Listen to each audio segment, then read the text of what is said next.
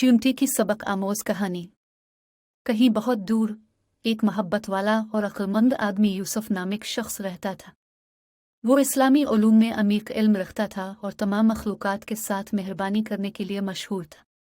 एक दिन यूसुफ दरख्त के नीचे बैठा हुआ कुरान पढ़ रहा था जब उसने एक छोटी सी च्यूंटी को एक दाने का बोझ उठाते हुए देखा।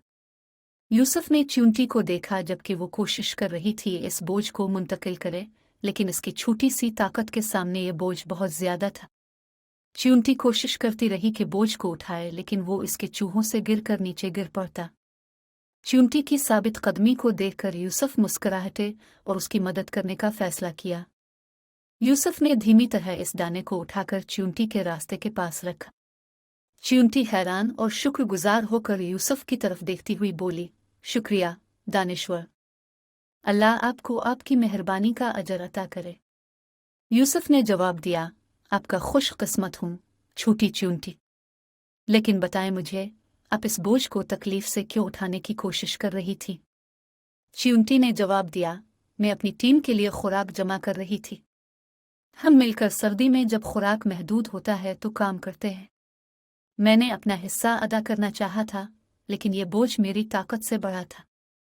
यूसुफ हिम्मत बढ़ाते हुए कहा, तुम्हारी अज़्म व मकासद की तारीफ की जाती है, लेकिन याद रखो कि छोटे से छोटी मखलूक भी एक दूसरे के साथ मिलकर बड़े काम कर सकते हैं। च्यूंटी ने यूसुफ के अल्फाज पर गौर किया और इसमें हकीकत को तस्लीम किया।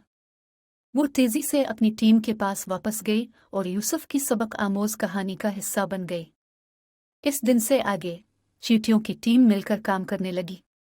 वो समझ गई कि अपने मलच करते हुए वो ज्यादा काम कर सकती हैं। वो मजबूत और मुअस्सिर अजनास बनाने लगे, खुराक को तेजी से जमा करने लगे और एक दूसरे को खतरात से बचाने लगे। चींटियों की यकता और ताउन अल्लाह को पसंद आई और उन्हें बरकतें अता की। वो कभी भूखा नहीं रहते थे और उनकी टीम बढ़ती ही गई। वो यूसुफ का शुक्रगुजारी अदा करते रहे और ये सबक आमोज कहानी उनके लिए नस्लों तक याद रखी गई। च्यूंटी की कहानी हमें याद दिलाती है कि हमारी जिंदगियों में यकतापन और ताउन का अहमियत क्या होती है। जैसे कि च्यूंटियां मिलकर काम करती हैं, हमें भी एक दूसरे को हिमायत और मदद करने की कोशिश करनी चाहिए, चाहे हमारे माबैन कुछ भी फर्क क्यों ना हो। ऐसा करते हुए हम बड़े कामों को हासिल कर सकते हैं और अल्लाह की बरकतें कमा सकते हैं।